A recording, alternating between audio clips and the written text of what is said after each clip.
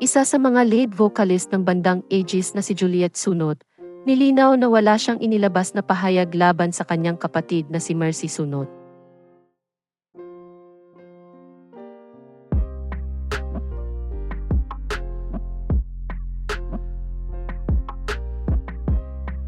Ang magkapatid na sina Juliet Sunot at Mercy Sunot ang lead vocalists ng Pinoy rock band na Aegis.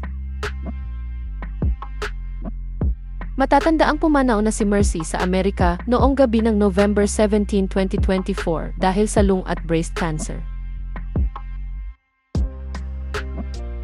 Bagamat marami ang nakikisimpatya sa naiwang pamilya ni Mercy, may ilan namang nagawa pang mag-imbento ng mga kwento para sa clicks, kabilang na ang pagkukout kay Juliet kahit wala naman siyang inilalabas na pahayag. Kaya naman naglabas ng pahayag ang kapatid ni Mercy na si Juliet Sunot sa pamamagitan ng Facebook post nito noong Miyerkules ng gabi, November 20, 2024. Sa kanyang post, nakikiusap si Juliet sa publiko na irespeto ang pagdadalamhati ng pamilya nila dahil sa pagpanaw ng kanyang kapatid.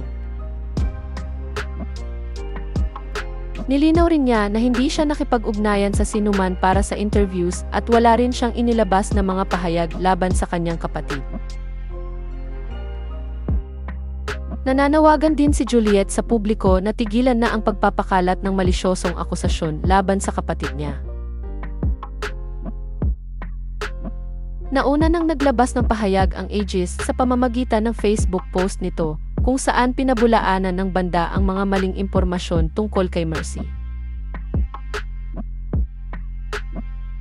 Nilinaw ng banda sa naturang pahayag na walang anumang panayam na ibinigay si Juliet na naglalaman ng mga pahayag laban kay Mercy. Ayon sa Aegis, hindi gumagamit ng anumang bisyo, hindi naninigarilyo, at hindi umiinom ng inuming nakakalasing si Mercy. Dagdag pa ng banda, nawawala ang paggalang sa dignidad ng mga yumao dahil sa mga maling impormasyon na ipinapakalat online. Samantala, isang malapit na kamag-anak ni Mercy Sunot ang nagsabi sa pep.ph na inaayos pa ang mga dokumento para maiuwi ang mga labi ni Mercy sa Pilipinas. Ngunit hindi pa raw nila matiyak ang araw ng pagdating ng mga labi ng pumanaw na mang-aawit sa bansa. Inanunsyo ng banda na tuloy ang Halik sa Ulan concert nila sa February 1 and 2, 2025 at ibibigay sa mga naiwan na anak ni Mercy ang bahagi ng kikitain ng magaganap na pagtatanghal sa New Frontier Theater.